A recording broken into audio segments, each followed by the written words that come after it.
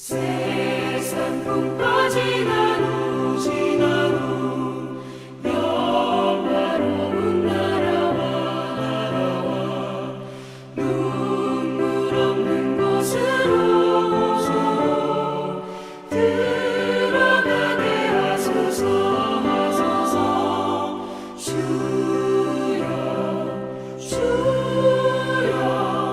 나를 인도하소서. 많은 세상 살 동안 주여 인도하소서.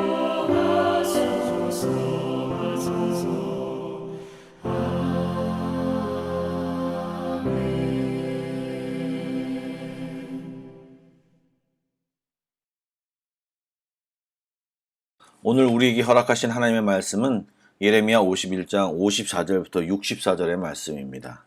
구약성경 1139쪽입니다. 예레미야 51장 54절부터 64절입니다. 오늘도 드라마 바이블로 낭독하겠습니다. 바벨론으로부터 부르짖는 소리가 들리도다.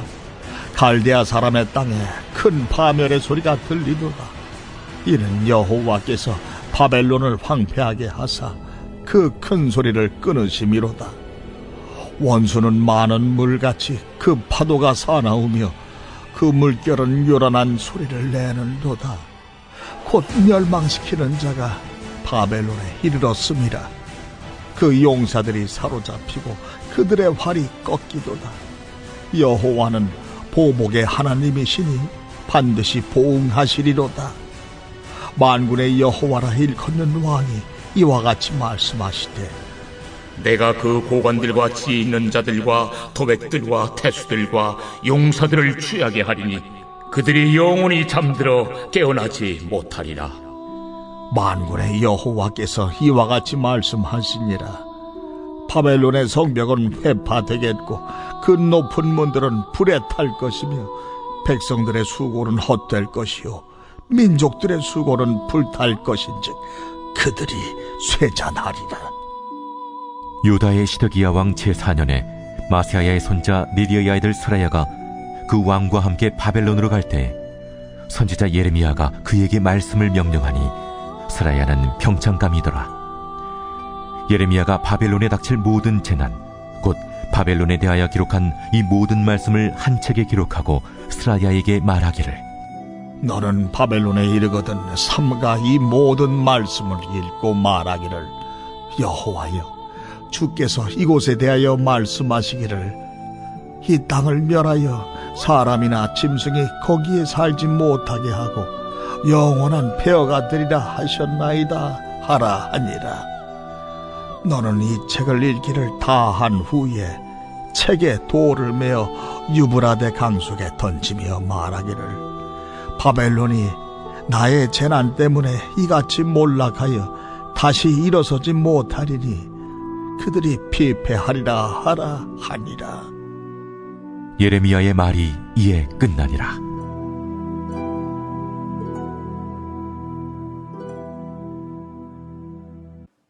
오늘도 주님을 사모하여 이 아침에 주님 앞에 계신 여러분들을 주님의 이름으로 축복합니다.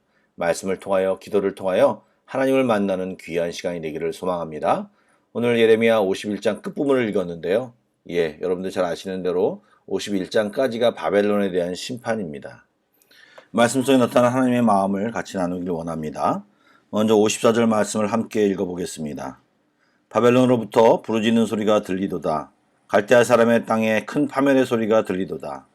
지금 바벨론이 패망하며 탄식하고 절망 중에 도움을 호소하는 부르짖는 파멸의 소리가 들려오고 있음을 표현하고 있습니다. 만약 우리가 그곳에 있다면, 그런 소리를 듣고 있다면 얼마나 가슴이 아픈 소리겠습니까? 그런데 얼마 전까지 이 바벨론은 전혀 다른 소리가 있었습니다. 향락과 권력과 교만의 소리였습니다. 죄악이 판을 치는 소리였습니다. 오만과 거들먹거리는 소리로 가득했었습니다.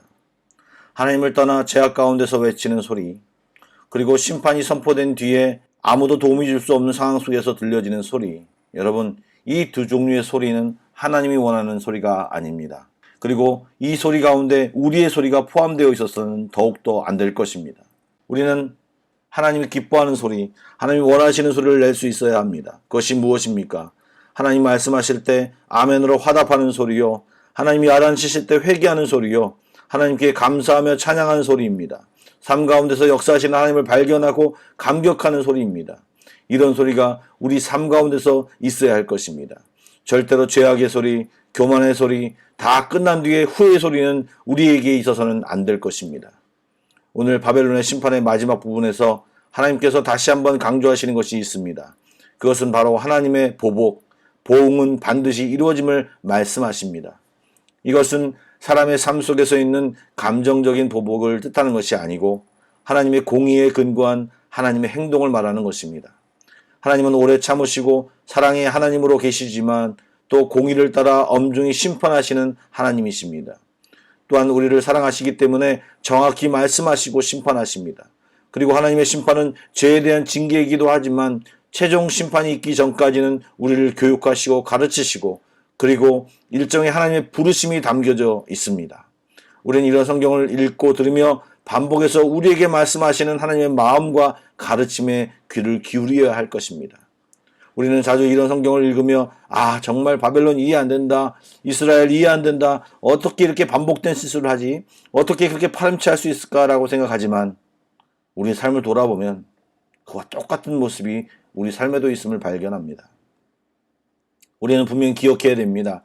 하나님이 기회 주실 때, 하나님 말씀하실 때, 그때 우리는 하나님께, 주님께 순종해야 합니다. 우리는 결단코 주님을 보복하시는 하나님, 보응하시는 하나님으로 만나서는 안 됩니다. 우리는 반드시 주님을 사랑의 하나님, 동일한 하나님, 나의 하나님으로 만나야 합니다. 계속해서 말씀드리지만 바벨론의 멸망은 새롭게 일어난 메대와 바사의 강력함 때문이 아니고 하나님이 하신 일입니다. 하나님 말씀하시니 바벨론의 지혜로운 자, 지도자, 용사들이 조용히 잠들게 되었습니다. 하나님이 손보시니 철옹성 같은 바벨론의 성벽이 무너지고 그동안 최고라고 자랑하던 바벨론은 그냥 속절없이 무너져 내렸습니다. 시편 127편의 말씀처럼 하나님이 성을 지키시지 아니하시면 파수꾼의 깨어있음이 허사입니다. 반대로 하나님이 작정하시면 어떠한 방어 시스템도 어떠한 전력도 노력도 소용없습니다. 결국 가장 지혜로운 것은 전능하신 하나님, 역사의 주관자이신 하나님, 그분을 온전히 붙드는 것입니다. 여러분, 이 아침에도 하나님을 붙들고 열심히 기도해야 합니다. 물론 우리 안에 죄악이 있다면 회개의 기도를 드려야 하겠지만 이제 그 단계를 넘어서서 하나님, 내가 무슨 일을 할까요? 하나님, 내가 어떻게 살아야 할까요?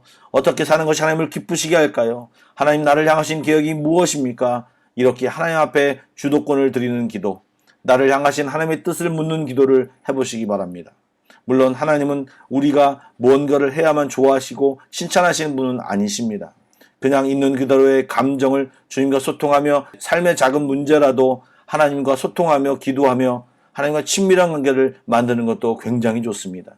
어쨌든 일방적인 내 기도가 아닌 하나님과 소통하는 기도를 하기를 권면합니다. 그런 사람은 하나님의 마음을 알게 됩니다.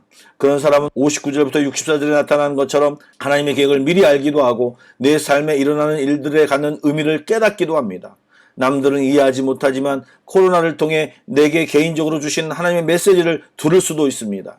하나님께 이런 표현하는 것이 송구하지만 우리에게 좀 더 피부에 와닿도록 말한다면 하나님은 진짜 수도장이십니다.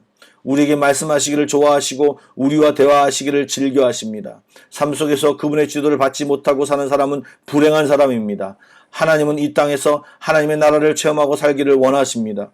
우리가 하나님의 통치를 이 땅에서 경험하기를 원하십니다. 그러므로 예레미야처럼 하나님의 마음을 아는 하나님과 친밀한 자로 살아가야 합니다. 그런 사람은 하나님의 놀라운 비밀을 알게 됩니다. 이것을 오해하지 마시기 바랍니다. 뭔가를 알아 남 위에 군림하고 나 이것을 하나님께 받았다라고 자랑하고 점쟁이처럼 살아가는 말이 아닙니다.